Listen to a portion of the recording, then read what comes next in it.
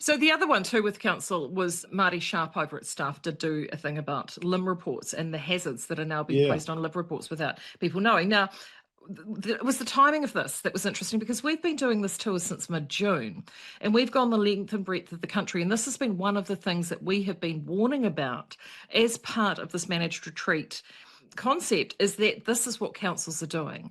There is a whole swathe of machinery within council that are applying these hazards. They're not letting people know. In Invercargill, I mean, we spoke to a regional councillor down there. She'd been at war because 760 properties had hazards placed on their limbs.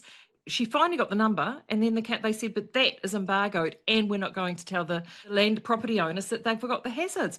So talk about a bear trap. If you're a property owner and you've got this hazard on your limb, the bear trap comes when you go to reinsure or you go to sell or do something. I mean, you're a property owner, but you must look at this and you think, what?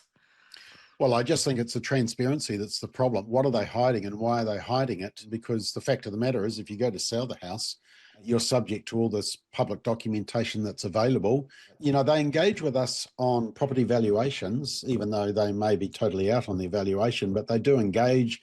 You know, there's an ability for an appeal and everything. It's the secrecy. I think it's the same with relationship, sexuality and education and all those other issues that we've talked about, Maree. Whenever there's a level of secrecy from the state in whatever, or government department or local council, when there's secrecy, you know that there's red flags there. You know, I just think if they're not being transparent, there's something going on. And look, to have that type of LIM report, I mean, my understanding was that the LIM report was completely, you know, public and available. Yes, you may have to pay for it, but as a landowner, if the council's slapping a warning on, where's the input for that and the pushback and possibly the appeal? Because it does affect the value of the property.